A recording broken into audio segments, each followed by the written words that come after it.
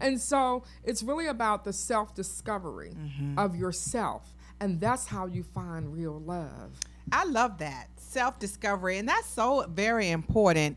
And, you know, you mentioned something that's critical.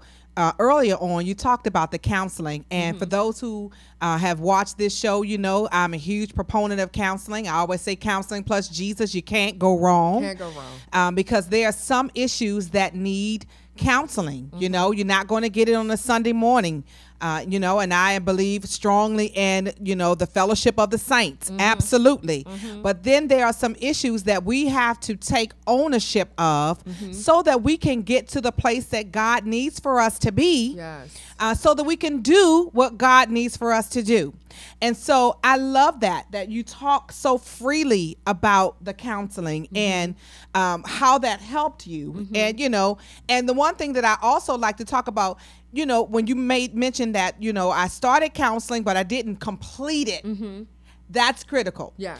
And one of the things that I always say, and I've, you know, advised many women to seek counseling. And if you don't connect with that counselor, the first one, find another one. That's right. You know, we tend to say, oh, well, that didn't work. Well, why didn't it work? Well, I didn't really like that person. Okay, we have thousands of counselors. So try another one. And so I really, really like that. So talk a little bit about that process. What, you know, prompted you to say, this is what I need to do?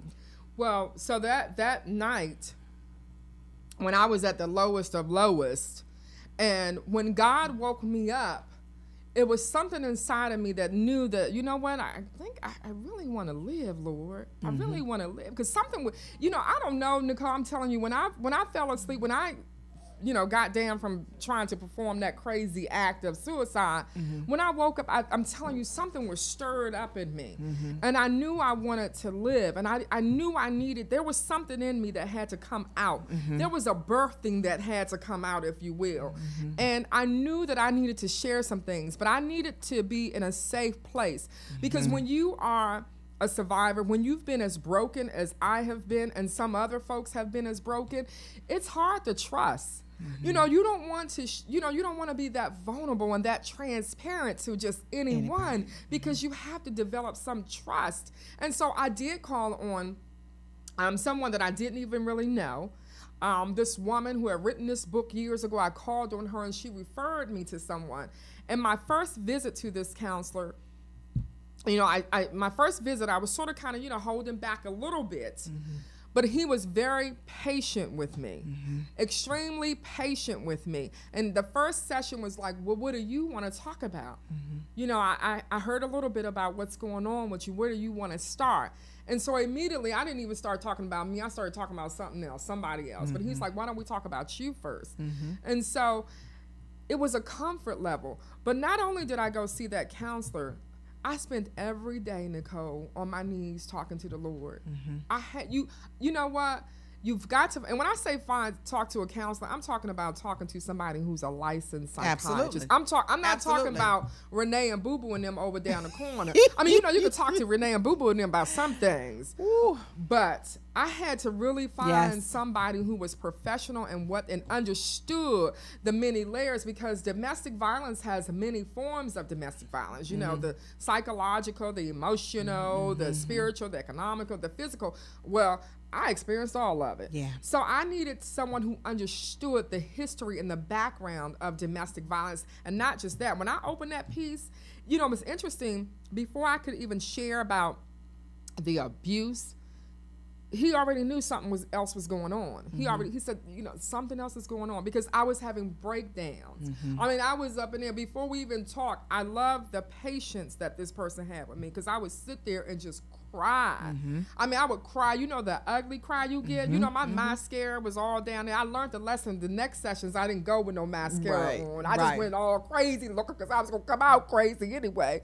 And I just let it all out. And he would just sit there and let me cry.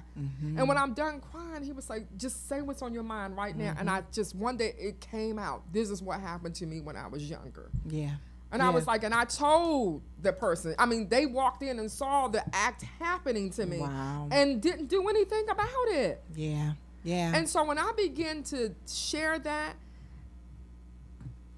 the first time in my life had I ever told anyone about that. My parent who walked in and saw it, they knew about it, but I was too ashamed to ever tell anyone. And you know what? It's not like I'm the only woman who's dealt with Absolutely. it. You know, it happens. Absolutely. It happens to women. Absolutely. So that led me to being very comfortable and realizing, actually, you know what? I felt a little heavy. I mean, I felt a little lighter, a little free. When I said that, when I got that out of me, I began to feel different. You know, my shoulders would go back more. You know, my head, I would walk with my head up high now. Because, you know, when you release that thing which is holding you down, you know, there's strongholds. When you release those strongholds and when you release those generational curses, I take this stuff real. And I knew that I wasn't the only woman in my family who had experienced what I had experienced. So what I did is I made the devil mad. I started talking about it. I started being the voice for the silent ones in my family. I said no more. And I knew, but also too, I knew there were some other things in me. I was angry. I was defensive. I was going to get you. You know, I was always walking around with my dukes up, not literally up, but you know what I mean? Like, come on. The But defense mechanism was on full blast. On full blast. And my relationships were not really healthy relationships because I really didn't trust people. I was always worried about what they were thinking. And I was always worried about what do they want. But then